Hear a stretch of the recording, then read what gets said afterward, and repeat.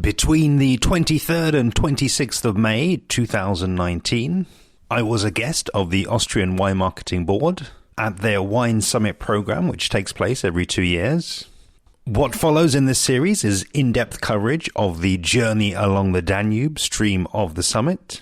This features a mixture of presentations from members of the Austrian Wine Marketing Board and a combination of presentations and tours of participating wineries.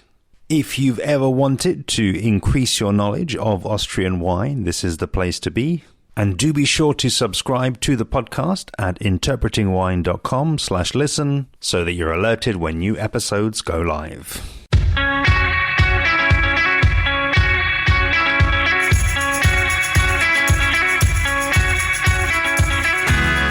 Today's episode of the Austrian Wine Summit series features the new Austrian Sekt Pyramid with Eva Steininger and Andreas Wickhoff MW. Recorded on a glorious afternoon in the vineyards of Langenlois, this episode features a deep dive into the new Austrian Sekt Pyramid. And even though the tasting component wasn't recorded for the podcast, I've also included below the details of the 3 flights of Austrian sects that were specially chosen to accompany the introduction. Also, you can see in the description below the direct link to the 3-tier quality pyramid on the Austrian Wine website, which will no doubt make it easier to follow along with Andreas's description. Enjoy! Hello, I'd like to welcome you. I'm Eva Steininger from the winery Steininger, and this is Andreas from winery Bründlmayer. We will explain you today something about the region and about the different Austrian sparkling wines. So today we prepared 18 different sparkling wines to introduce you in the world of sparkling wine from Austria. In Austria we say, when angels are traveling, the weather is fine. So since 3 weeks there was everyday rain, and today it's the second day where we have sun. So I saw already some sun creams, perhaps we need them today. No, it's really beautiful, and I'm very happy that we can be in the middle of our vineyard. So we are now in the single vineyard Steinhaus. This is one of the most important single vineyards for us. And I always be happy to be there because here you see the whole region of Kamptal. So you see that we are a valley, so the name of Kamptal means here Kamp Valley, so Tal is valley, and in the middle of the valley is the Kamp, the river Kamp, and on each side are the vineyards. So on the beginning of the hills the Grüner Veltliners are planted, and on the top of the hills the Rieslings. Except on the Steinhaus there are a lot of different soils, from stone to clay to primary rock, a mixture of everything, and that's the only single vineyard where also on the top on the hill, so here Grüner Veltliner is planted, and it becomes very interesting, very complex, different wines. Wine is always together with people, so for us it's always important that we show that behind the winemaking and the sparkling winemaking are people. So we always invite everybody to come to our region and to visit the wineries on one side, and to visit on the other side the vineyards. That's the goal why we developed 5 years in the meantime ago the wine way. So this is a way, it's beginning on at the Loisium. The Loisium, there you stopped and I go to the pass. So this was the Loisium Hotel. There we will have lunch afterward. And from this hotel, the way through the vineyards go up here. And so the people can sit in the middle of the vineyards. They get a key from us and drink in each house along the way sparkling wine or still wine. The result is that the people live with us, see what happens in the region, and that's very important for us. Now I think you will tell something about the pyramid and about the sparkling wines. And whenever you have questions, please feel free to ask us. Yeah, welcome also from my side. Welcome to the Kammtal. I guess you had sort of an in-depth morning with Michi Mosbrucker. I think he's certainly one of the leading figures when it comes to explaining to you how we try to sort of differentiate the different categories of wine in terms of region, in terms of village, and then in terms of the single vineyards. Eva explained to you we are now here also in an Erste Lagen in a Premier Cru vineyard site, Steinhaus. The other one just over there would be Käferberg. You might also know this is a pretty good site for Grüner Veltliner, but also our winery has planted some Pinot Noir in Lyra training just over there as well. So we like pyramids apparently. So we have pyramids for our still wines, but now within the last years we have also introduced pyramids for sparkling wine. You should know that sparkling wine production has been quite historic and cultural in Austria. The cellar master, the old cellar master from Schlumberger, based now in Vienna, came around 150 somewhat years ago because of the love of to Vienna, and he was a maître de chai at Ruinach. So about say 150 to 170 years ago. Ever since then, we do have a substantial sect sparkling wine history here. Also in the Kammtal, we have the Kammtaler Sekt Kellerei, which has been working here for quite some time. And slowly but surely also the grower sect movement has become more apparent. With Weingut Mallert from the Kremstal. I don't know when, are you guys going there at some point? No. So just over, right on. Just over the Danube River is where Gerald Mallert and Michi Mallert have their winery, and they were actually the first ones to start with grower sect in 1976. So this has been quite some time. So traditional method, grower sect, like grower champagne.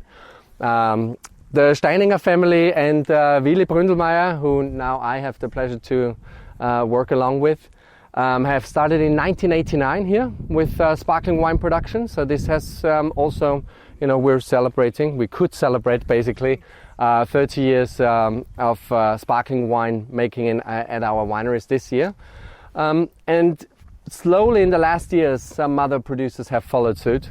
I think that all torpedoes a little bit the quality of sparkling wine as well. And the legislative side has also followed. So at this very moment, we have 3 categories of sect. But I will tell you also, it's for me currently the best pyramid significance is the origin.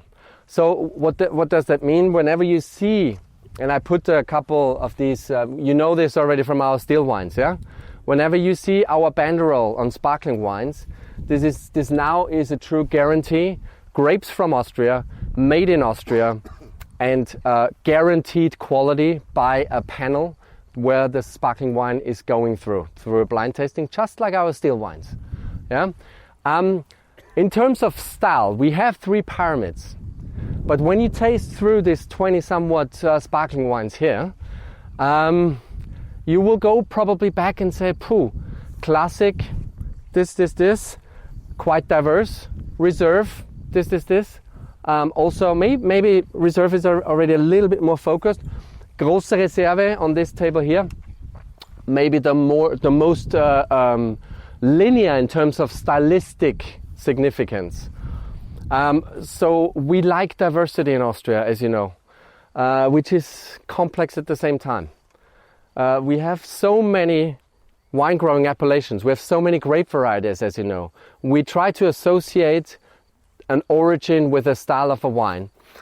This is happening again, which is good. But I still think we have done a good start with this pyramid, but we're not at the end. So when you taste now from this table over here to here, you have in the first Steininger bucket the classic range. The middle one would be reserve, and this table here is Große Reserve, Grand Reserve, yeah, or Grand Reserve. Classic and this is where I struggle a little bit with. So Klassik tells you nothing about the method of production, unfortunately.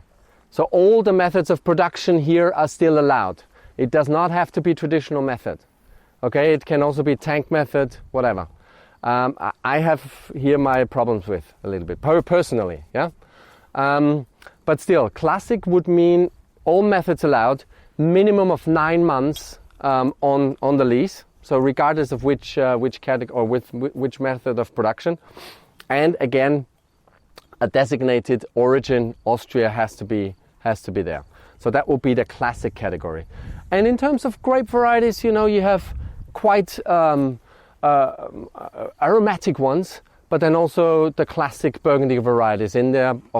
First one would be from Weingut Szigeti, from Burgenland, a Grüner Veltliner brut, so 100% Grüner.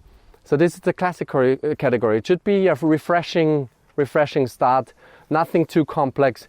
You would not get the autolytic characters yet so much, because it's a minimum of 9 months. Honestly, after 9 months, there's not so much bready, toasty notes happening.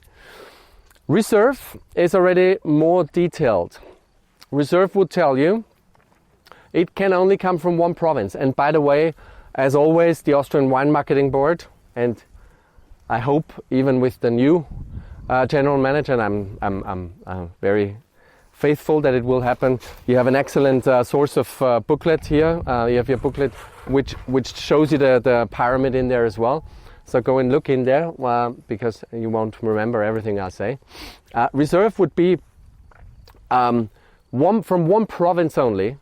Province in our case, where we are, would mean Niederösterreich, yeah?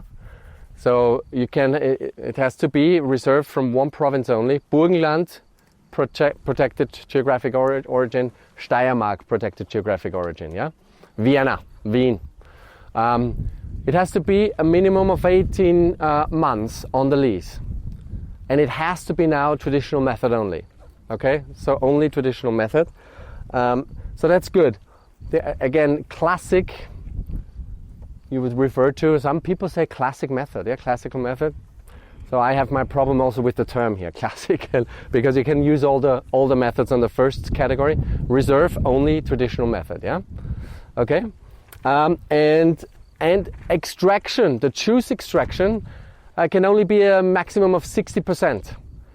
Hand harvested, which is, you know, has to be sort of the case for premium quality sparkling wines anyhow, I think. So we, I don't know how big your buckets are, but we're probably about the same. So we have 25 kilo crates at our winery, not more. So you have 4 layers or something in the dump height there. So you need to start with really healthy grapes only, and not very big dump height in your bucket. And then when you press, you can only get, say, out of 100 kilo, 60 liters. Extraction juice rate 60%.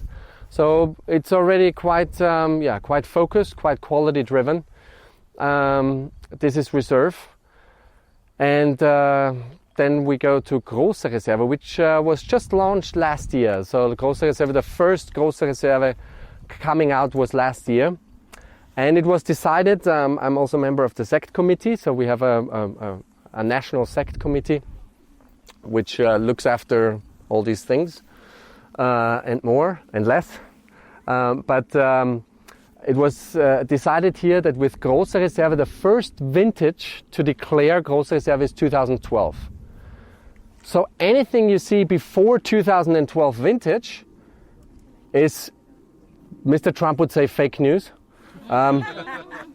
We would say it's just it's a fantasy name then, because you would probably have some producers who used the name Große Reserve before 2012 vintage.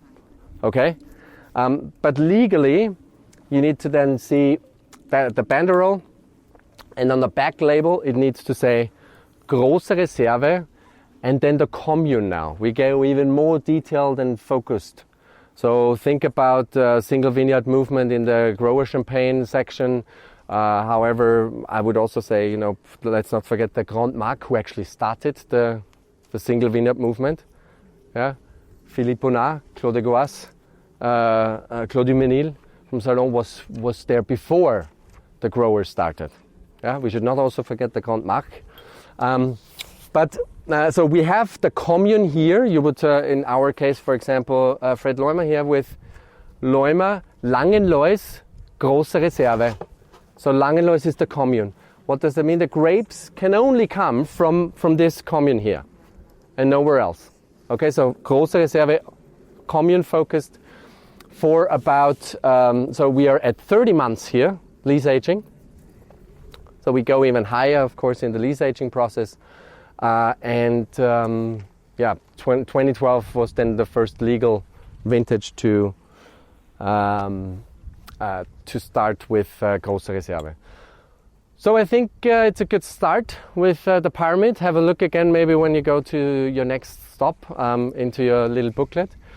We have a couple of producers laid out here for you from both. So Arvin is here. Arvin has Große Reserve. Eva has Große Reserve. Yeah, so just next. We're in the reserve category with a Blanc. So the local producers are spread around here as well. But the Austrian Wine Marketing Board also brought sparkling wines from Steiermark, from Burgenland. You should all have this in your booklet. Dig in. There's more bottles available when these are empty. Thank you so much to both Eva and Andreas for your session. A truly fascinating intro to Austrian Sekt. And as I'm sure you can imagine, those extra bottles were very necessary. For a reminder of any of the details that Andreas shared, do please check out the link below for the 3-tier quality pyramid on the Austrian Wine website. And while you're at it, I would love to have you following along with me on social media, where I'm at Interpreting Wine on Instagram and Facebook, at Wine Podcast on Twitter, and email hello@interpretingwine.com. The next episode, number 364, marks the end of this Austrian Wine Summit series, and we go with a bang with a visit to Weingut Stift Klosterneuburg. See you then.